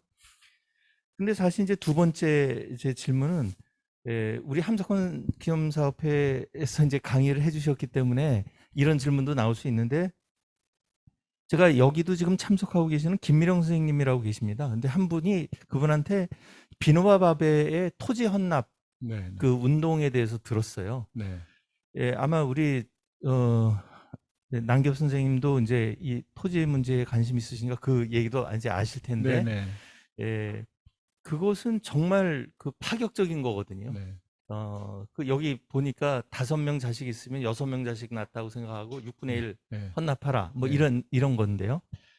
그러니까 이런 정신적인 운동이 이제 우리 이러한 것들을 바꿀 수 있다라고 하는 어떤 사례를 이제 보고 있어요. 이것도 하나의 우리가 나갈 하나의 또 현실적으로 일어났던 일이기 때문에 우리나라에서도 일어날 수도 있다 이런 생각을 가집니다. 네, 함석 선생님의 뜻을 따르는 뭐그 뒤에 있는 사람으로서. 근데 그 정신적인 것 가지고는 또 한계가 있을 수 있잖아요. 네, 비노바 바베에도 어느 한계가 있겠죠. 네. 정신적인 풍토가 많은 인도에서조차도 사실은 그것도 힘들지 않았겠습니까? 세 번째가 아예 그 제가 이 헨리 조지와 칼 막스가 서로 좀 갈등이 뭔가 다퉜다고 하는데 뭐 때문에 했는지는 모르겠어요. 네. 하지만 강력한 국가 소유제를 갖고 있는 북한이 있습니다. 네. 북한은 절대 개인의 소유를 인정하지 않고 있는 가장 강한 나라인데, 그런 나라, 그거는 이제 우리들의 마음이 아니라 강제 규정이 있는 거죠. 그렇지만 네. 가장 확실한 그 제도가 지금 운영되고 있잖아요. 네. 이것이 우리 그 지금 토지 공개념을 운동을 하시고, 뭐 운동한다는 게 말이 이상하긴 하지만 활동을 하시고 뜻을 찾으시는 분들의 마음 속에는 아마 국가 소유라든지 비노바바베의 그런 행동이 말은 안 하지만, 말은 또 못하지만 그 마음은 갖고 계시리라고 생각을 합니다. 네. 그랬을 때 맨 마지막에 그럼 우리나라가 갈 길은 무엇인가? 요거에 대해서 우리 이 부분에 대해서 정말 간절하게 생각하셨던 남겹 선생님께 한번 여쭤보고 싶습니다. 네. 비노바 바베나 저는 이제 기독교 신앙을 가지고 있는데요. 신앙의 회의를 많이 갔다가 최근에 이제 성경을 다시 보면서 신앙이 많이 회복이 됐는데, 어떤 종교적 열정이 있어야 그 땅을 내놓으라고 하고, 이런 성서에 보면 이제 그런 얘기들이 막 나오는데, 그런 걸 이게 제도를 바꾸자고 하기 전에 자원에서 그런 운동을 종교가 먼저 시작을 했으면 좋겠다. 시작해야 된다. 라는 생각은 저도 하고 있죠. 근데 이제 그런 종교의 그런 운동도 최종 골은 제도 개혁으로 가야지 모든 사람들이 다 내놔라 라고 하는 건 이제 한계가 있는 거죠. 그러니까 제도 개혁이라고 하는 걸 목표를 달성하기 위해서는 그런 어떤 그 영성에 기반한 그런 어떤 비노바 바베 같은 운동을 이제 갈망하죠. 제가 가지고 있는 기독교 신앙 안에서 그게 일어나야 기독교가 기독교다워진다라고 하는 생각을 하고 있고요. 북한이나 사회주의에서의 그 토지 제도는 지금 여기서 제가 말씀드린 마르크스하고 헨리 조지에 사실 좀 다퉜어요, 이 사람이. 근데 막스가 한 20살 나이가 좀 많아요. 네, 이제 별일 아닌 것 같고 좀 다툰 거로 보여요, 제가 보기에는. 근데 다른 것도 좀 있지만, 제가 헨리 조지를 읽고 연구해서 헨리 조지의 토지 사상과 마르크스는 이제 자본론 3권에다가 자기의 지대론을 아주 자세하게 써놨는데, 제가 비교하는 논문도 썼는데요. 싱크로율이 한 99% 됩니다. 예. 같아요. 거의. 토지에 대한 입장은 같아요. 근데 이제 마르크스는 이제 토지를 자본의 하나로 간주하는 듯한, 헨리 조지는 개념 정의를 분명히 해야 돼. 자본과 토지는 다른 거야. 근데 이제 마르크스는 토지와 자본을 하나로 보는 듯한, 그러니까 토지가 자본의 하위 범주로 보는 듯한 그런 문구들이 있어서, 그러니까 이제 노동을 강조하면 뭐 좌파, 자본을 강조하면 우파 뭐 이렇게 되는 건데, 헨리 조지는 이제 개념 규정을 굉장히 그 사람은 엄격하게 해요. 그러니까 인식에 혼란을 가져온다. 토지와 자본은 근본적으로 다른데 왜 그걸 섞어 놓냐 뭐 이런 거 가지고 이제 다투는데, 거의 똑같고, 두 사람이 그 토지 사유제를 극복하는 방법으로 그 처방을 내린 거와 북한이 지금 취하고 있는 방식은 북한은 관계 없어요. 그거하고. 예, 국가의 소유지만 거기서 제가 아까 계속 설명드린 가치를 환수하는 거하고는 북한은 그렇게 하고 있지는 않거든요. 예, 그리고 이제 국가가 그냥 마음대로 배분을 하고 이런 거여서, 중국도 사실 엄밀한 의미에서 거기에 약간 거리가 있고요. 그리고 이제 선생님 질문하신 국토부가 공시지가를 평가를 하는데요. 평가의 문제인데 불만이 꽤 있어요. 네, 근데 그거를 좀 더 돈을 더 들이면, 그러니까 제가 기억이 정확치 않은데 1년에 뭐 500억에서 1000억 그 평가하는 업무에 감정평가사들이 이제 하는데, 모든 땅을 대한민국에 한 3,800 필지가 있는데 모든 땅을 일일이 다 평가하는 건 아니고요.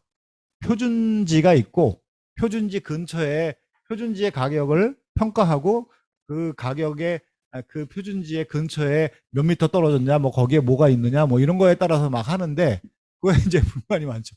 좀 더 엄밀하게 평가하면, 지금 이런 거를 제대로 하려면 평가 작업을 더 정확히 해야 된다라고 하는 건 맞습니다. 근데 평가가 불가능하고 어려워서 못하는 건 아니에요. 네. 제가 감정 평가사는 아니지만 평가사들이 하는 얘기를 종합해 보면 그렇습니다.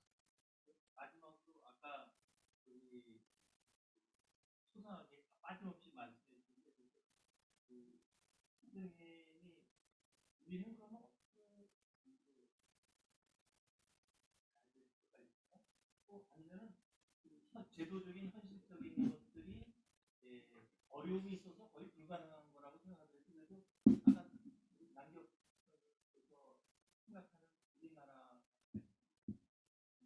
간단하게 우리 이제 그 CR들이 어떻게 해야 되는지.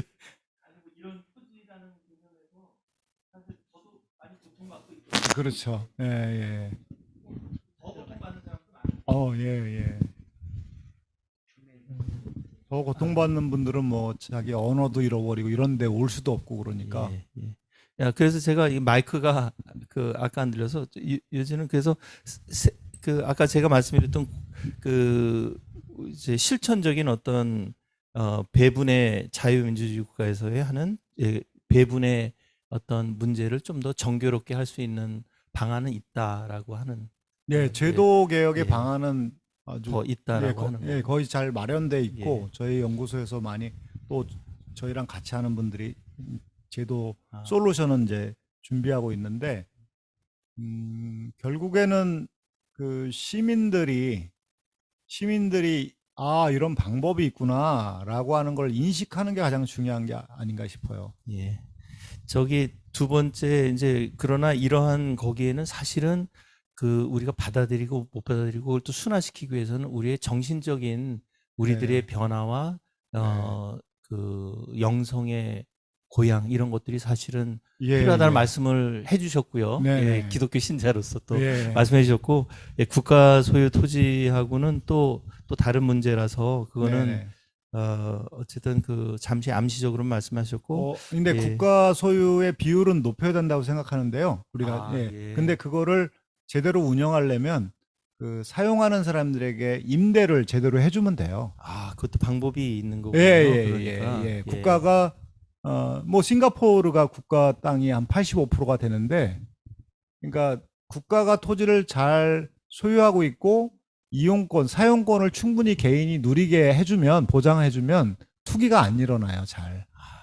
그러니까 지금 토지세로 접근하는 이유는 사유재산제가 만연돼 있기 때문에 사유재산제 세제로 접근하는 거고, 국가 세제로 접근하면 땅값이 떨어지면 정부가 계속해서 계획을 세워서 매입하면 되죠. 제가 그걸 이제 그렇게 할 너무 수 오래 있습니다. 붙잡고 있어서 저도 네네. 마침 우리가 그래도 갈 길은 이 세 가지 아까 얘기했던 어떤 재무적이고 재정적인 기술적인 방법, 네네. 우리의 영성적인 방법, 국가가 네네네네. 만족하는 방법 세 가지가 사실은 우리가 이제 함께 할 수 있는 예, 예, 길이라고 그렇습니다. 생각됩니다. 제가 너무 길어서 죄송합니다. 일단 좋은 말씀 드렸습니다.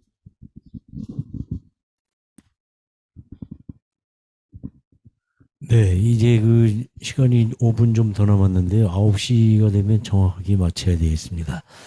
그 전에 이제 또 계속 그러면 그때까지 질문을 한 분 더 받죠. 뭐 줌으로 오신 분들 중에 뭐 질문 있으신 분들 이렇게 말씀하시죠. 하실 말씀 있으시면.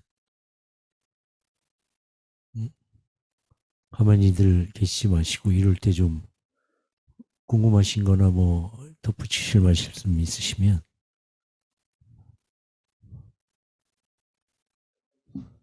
없으세요?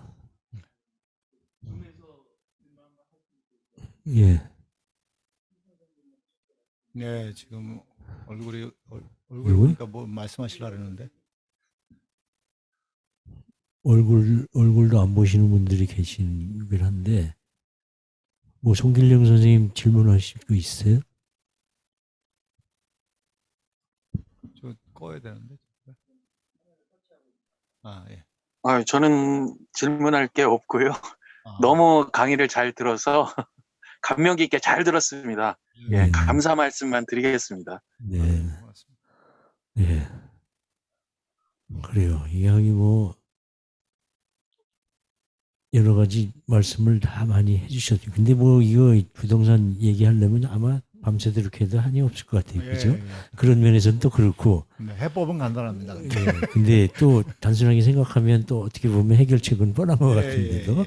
그렇게도 볼 수도 있고 아무튼 그런데 네 그러면 뭐 질문도 없으시고 하면 이제 오늘 순서를 마치고 오늘 여러 가지 강의 그 안도 그 나눠드렸으니까 그것도 다시 보시면서 아무튼 우리가 개인적으로도 공부를 계속하고 관심을 네. 갖고 또 있어야 되지 않을까 생각돼요. 이 또 우리 CR 사상연구원도 그렇고 CR이라는 게 정말 함석화 선생님의 CR의 정신이 바로 오늘 이 토지 공개념과 너무너무 잘 어울리기도 하고 맞춰가야 되는 그런 좋은 이념이라고 할까요? 생각이라 공부를 많이 했는데 저도 아직 그 헨리 조지 책을 아직 못 읽어봐가지고 한번 관심을 가지고 읽어봐야 되겠다 하는 생각은 드는데 쉽지 않더라고요. 워낙에 또 그분 책이 어렵잖아요. 예, 19세기 그래가지고, 사람들은 어렵겠습니다. 예. 지금하고 좀 달라서. 우리 같은 사람은 또 잘 이해가 안 돼가지고. 해설판도 있습니다. 네. 그러면 네 시간이 뭐 많이 갔지만 오늘 마치도록 하고요. 5월에 열린 강좌는 이것으로 마치도록 하겠습니다. 우리 좋은 강의해 주신 우리 남기업 박사님, 예, 다시 큰 박수를 한번 보내드리고 마치도록 하겠습니다. 네, 다음 달에도 계획도 나중에 수립되는 대로 또 알려드리도록 하겠습니다. 여러분 저녁 시간 늦게까지 감사합니다.